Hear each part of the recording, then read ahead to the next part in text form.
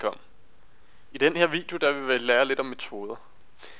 Hvad det er for noget, og hvorfor det er smart at bruge. Man kunne starte med at sige, at allerede nu har jeg brugt metoder, bare uden at kende til dem ordentligt.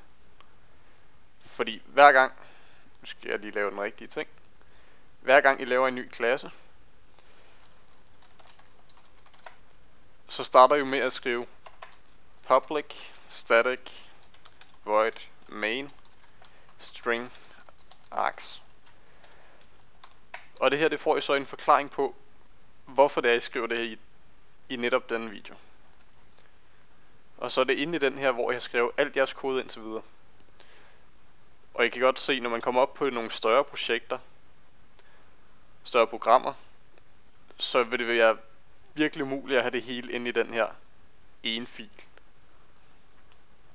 Så metoder er egentlig bare en struktur, hvorpå man rykker rundt på noget af koden, og så kalder den på et andet tidspunkt.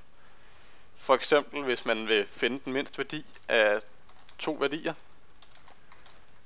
Lad os bare sige, at vi gerne vil finde den mindste af 103 og 52. Så kan du skrive sådan her. Og herefter, når vi så skriver vores resultat ud, via vores system print line, så vil den returnere det mindste 52. Og det gør den, fordi vi har kaldet metoden minimum i matematikklassen. Så hvis vi laver den selv, så vil det se nogenlunde sådan her ud. Hvis vi starter med at lave en ny klasse, lad os kalde den for java. Og inde i vores klasse, der laver vi en metode, der hedder public static void minimum, der tager imod en integer som et parameter, eller er der sagt imod to integers som parameter. Og så når inde i vores minimum metode, så skal vi sørge for at finde ud af, hvilke af de her tal der er det mindste. Og det kan vi jo gøre ved hjælp af if statements, som I lærer om i de næste tutorials. Men hvis a er større end b, så skal vi gerne returnere b, da b er vores mindste værdi. Men hvis b nu er større end a, så skal vi returnere a, da a er større end b. Og det eneste tidspunkt, hvor to tal, hvor af dem det ikke er mindre end det andet, det er hvis det er lig med hinanden. Så lad os se, hvad gør vores klasse, hvis man siger 52 og 52. Så returnerer den 52, da begge to er lig med hinanden, og de derfor begge to er det mindste tal. Så hvis nu at vores tal de er lig med hinanden, så skal vi altså returnere enten A eller B. Men hvordan vil vi så returnere de her A og B værdier? Jo, det gør man ved meget simpelt at lave et kald, der hedder return, og så den værdi man gerne vil returnere tilbage. Så for eksempel når vi skriver return B herop, så vil vi returnere B. Og I skal ikke skrive public static main eller public static void, I skal skrive public static int. Da det er en integer type, vil vi gerne vil returnere. Og så brokker den så indtil videre, men det er fordi, at det er muligt for den at gå igennem hele metoden, uden der er en return statement. Altså den kræver, at der simpelthen skal være en return statement på et eller andet tidspunkt. Så hvis vi skriver vores færdige nu, og vi returnerer bare A, det er lidt ligegyldigt om man returnerer A eller B, så er den stadig ikke helt tilfreds. Men hvis vi derimod nedenunder vores if statement laver en return 0, så er den meget tilfreds. Så længe I har en return 0 på, så brokker den så ikke, da I så altid vil returnere 0, hvis ingen af jeres cases op i if statements de bliver kaldt. Men nu har vi taget højde for alle særtilfælde, så derfor vil det altid gå igennem en af vores if statements. Så nu i stedet for at sige math.minimum, så kan vi også sagt, hvis vi lige tager en ny værdi, og siger jmath.minimum er 103 og 52, så er det, at vi får 52 ud, da det er det mindste værdi. Så nu har jeg lært en bedre strukturering af, hvordan man får sat sine metoder op, og hvordan man får delt dem ind i lidt flere filer, så det ikke helt ligger i en stor, uoverskuelig fil. En anden ting ved de her, det er, at man kan godt kalde dem for noget andet end public static. Men det er, når du går ind og begynder at benytte dig af noget objektorienteret programmering, som vi kommer ind i en af de senere tutorials, der ikke lige kommer til at ligge i basics. Så her under alle basics, altid skriv public static, fordi at du gerne vil have fat på den for dine andre klasser. Så er det public static, du skal skrive, og derefter skal du skrive, hvilken datatype du gerne vil returnere. I vores tilfælde vil vi gerne returnere en integer. Vi kunne godt have skrevet en float. Men det kræver så, at vi lige skal kaste vores float til en int herover. Og så virker det stadigvæk. Men hvis vi derimod havde skrevet, at vi skulle returnere en char, så accepterer den ikke engang, hvad vi skal returnere. Så skal vi typecaste hele alle steder, det gider vi ikke lige. Så sørg for, at du ved, hvilken datatype du gerne vil returnere, hvilke tal du gerne vil sammenligne inde i din metode, og derefter skriv, hvad du gerne vil gøre. Og så skal du huske et tilfælde, hvor at den returnerer en værdi uanset hvad. Hvis der sker en fejl eller noget som helst, så returnerer den her. Og så behøver vi ikke at typecast fra int til int længere. Man kan også godt acceptere noget andet end lige integer-værdier. Du kan blandt andet acceptere floats eller en string. Men så igen, så fungerer vores metode ikke længere, så lad os prøve at lave en ny metode. Og lad os bare også lave den inde i vores mark. Hvis vi nu gerne vil for eksempel printe et eller andet ud,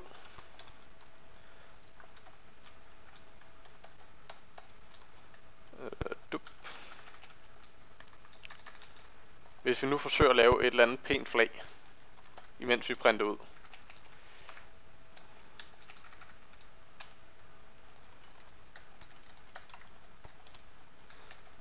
Sådan her. Hvad skulle man så gøre for at printe 5 flag? Så skulle du have de her 1, 2, 3, 4, 5 linjers kode 5 gange.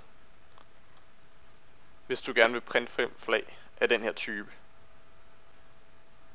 Du kunne godt gøre det. 2, 3, 4, 5. Og så bliver den printet ud en hel masse gange.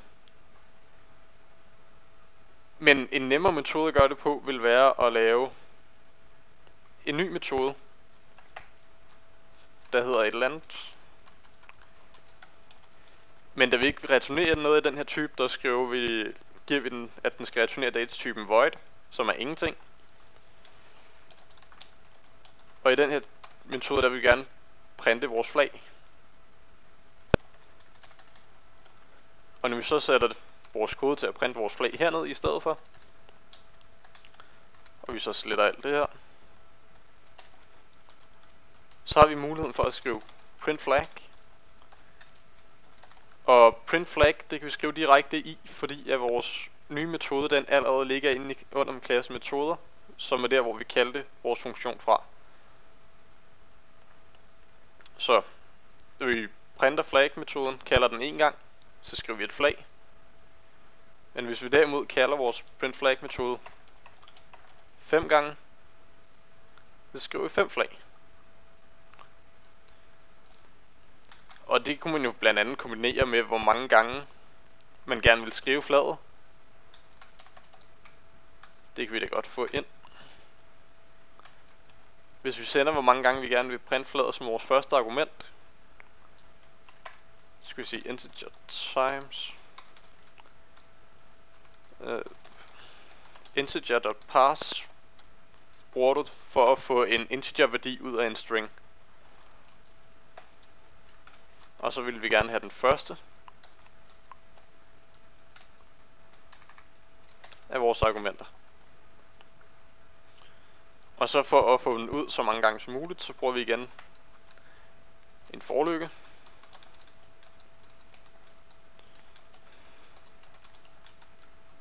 Som I igen vil få noget mere om i de senere tutorials. Det er bare for at give et eksempel på, hvordan det her det kan gøres lidt nemmere.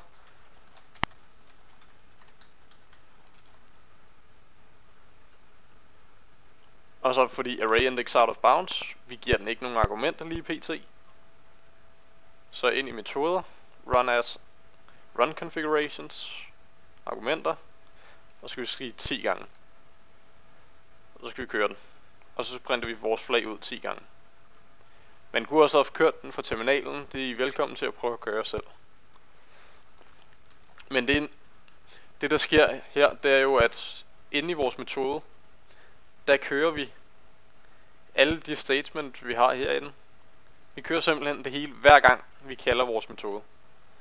Og metoden returnerer ikke tilbage til vores program, til vores main metode, før at den er færdig herinde i. Så et andet eksempel på, hvordan man bruger det, det er, at inde i den her, der kan du godt kalde flere metoder. Du kan blandt andet godt kalde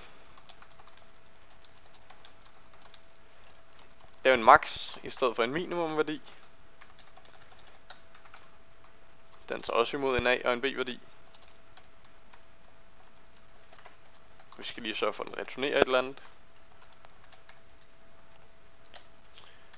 Og der kan vi faktisk bare copy-paste vores kode heroppe fra direkte ned. Og så max, det svarer jo bare til, at vi vender tegnene. Og så vil jeg lave en max-metode meget simpelt. Vi kan lige teste, om den virker. I stedet for minimum, så er det maksimum.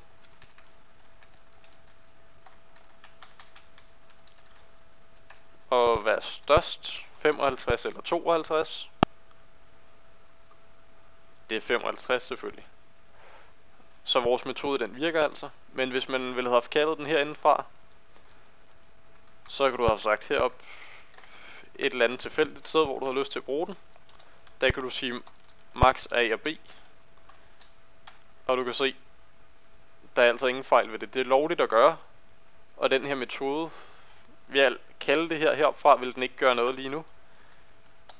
Men hvis du har kaldet den herinde i, så i stedet for at returnere B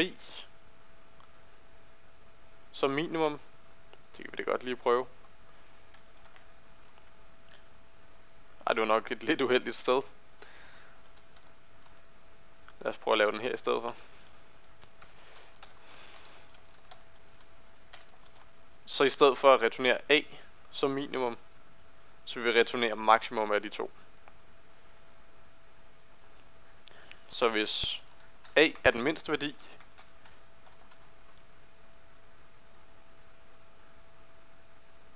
så returnerer vi stadig 2. Vores metode virker stadigvæk. Vi har åbenbart gjort den sej. Turn max.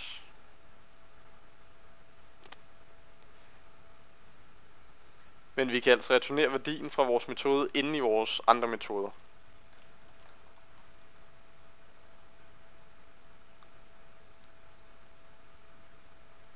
Og det er jo lidt sejt. Endnu en ting ved der er lidt sejt ved de her metoder, det er, at man kan have, når man har flere metoder, der hedder noget det samme, og man gerne vil benytte den, bare med forskellige datatyper, så er det, at man kan skrive metoden endnu en gang, bare med de andre datatyper, blandt andet hvis du i stedet for kun at vil have det med heltal, så vil have med det med decimaltal, så kan du lave en version, der hedder dobbelt A, dobbelt B. Og så kan du faktisk fuldstændig det samme inde i metoden. Og den vil stadig virke, da float og integers, det er det samme. Udover hvis B.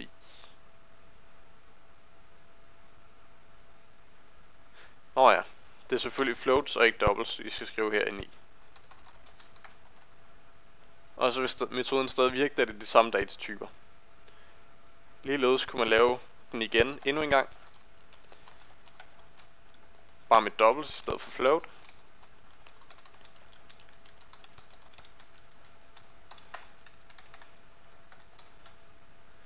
Og så vil man altså returnere doubles. Kunne man benytte sig af doubles og returnere dem og sammenligne dem. Så ligesom I ser, at math.minimum, det var derfor vores ikke virkede før, fordi jeg skrev math.minimum og ikke jmath.minimum. Og klart den ikke virker.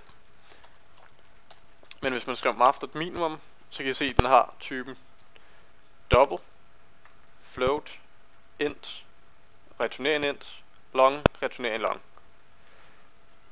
I de her eclipse giver jeg, hvis I benytter jer det, så er det meget rart at kende, at der står datatypen herinde i, og et eller andet tilfældigt variabelnavn A eller B eller X. Og at de der variabelnavn kan I bare skifte ud til, om I har lyst til at kalde dem for noget andet. Eller rettere sagt, det er jo værdierne, man sætter ind i, så de har ikke rigtig noget navn. Men det vigtige det er det her efter semikolonet, med at det er den datatype, de returnerer. Og hvis man kan sammenligne det her billede med vores bibliotek, vi lige har lavet, jmath.minimum, så I kan se, at vi har en dobbelt, returnerer doubles, vi sammenligner floats, returnerer en float, sammenligner int, returnerer integer. Og det er jo fuldstændig det, vi gerne vil have, som vi også havde i det almindelige math-bibliotek. Og det her det er altså en måde, hvorpå du kan lave biblioteker. Og den her jmath-class, hvis man nu er interesseret i at bruge den i et andet projekt, så er det altså bare at smide sine Java source filer derover i projektet, og så kan I benytte jer af dem. Det er derfor, at det er meget nemt at skrive reusable code, altså kode, du kan bruge igen og igen. Så derfor, når du er begyndt at programmere, så gem gerne noget af det, du har lavet, til ligesom at komme hurtigere i gang senere hen, sådan så du kan bruge det. Men tilbage til de her metoder. Der er jo det med, at det kun kan returnere én datatype. Med at det kunne være et void, som ikke var noget, eller en integer, eller en float, eller en double. Det var alle sammen et eksempel på de primitive datatyper. Men det er også muligt at returnere andre datatyper. Blandt andet kunne man godt returnere et array.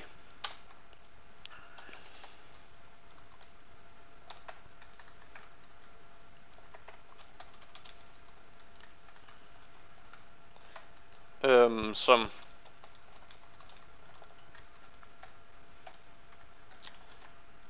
kunne man godt returnere et sorteret array. Og et array det er en datatype, så derfor kan du godt returnere det. Og en lidt sej ting man kan i Java, hvis jeg stadig lige kan huske den. Det kunne jeg ikke helt. Jo, sådan der.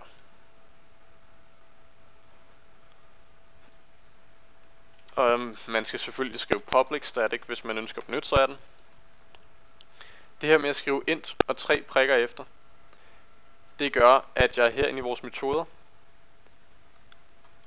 så når jeg laver en int numbers,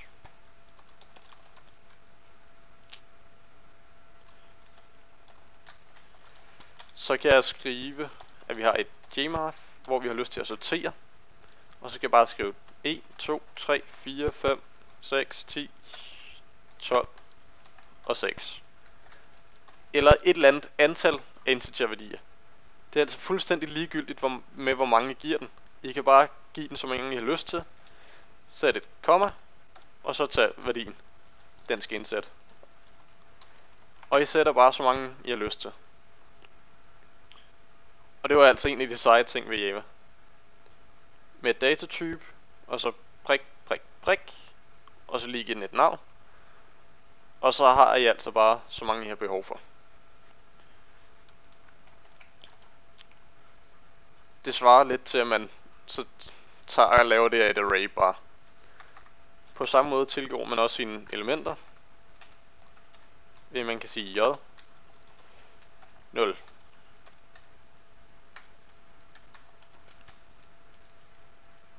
Kan man ikke gætte det?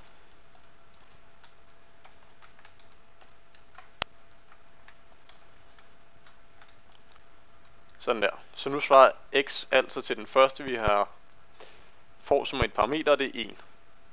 Og vi kan lige teste ved at udskrive vores x inde i vores metode. Vi er ikke rigtig længere i at printe vores flag længere. De fylder lidt for meget. Men så kan vi altid benytte os at vi behøver faktisk ikke at gøre mere andet end bare at kalde den, og så kan vi se 2 og 1. Og hvor skriver den det? Jo, det gør den herop, hvor vi stadig har vores print line af hvad for et der er til mindst. Det behøver vi jo heller ikke længere. Så for at undgå forvirring, så fjerner vi dem. 1. Hvis vi derimod vil have det anden plads, så skulle man have skrevet j.1, tage det andet element i arrayet, der ratio er 0 indekseret, og så får vi altså 2 ud. Så det er meget simpelt. Man kunne også, hvis man vil have turneret et sorteret array, benytte sig af arrays.sort, som vi jo lærte i sidste tutorial. Og så hvis vi vil sortere j, så kan vi jo også bare returnere j. Og herefter kan vi så se hvad der sker, hvis vi skriver, det var nemmest at bruge et for each loop. Hvis vi skriver alle vores tal ud. Og så kan I se, så kommer det ud i sorteret rækkefølge. Og det er altid godt at have, og kunne vide, hvordan man kan sortere dem. Så, det var det for den her tutorial. Hvis I er i tvivl om noget, så tag endelig en quiz på java-tuts.dk, eller også så læs artiklen igen, eller se videoen igen.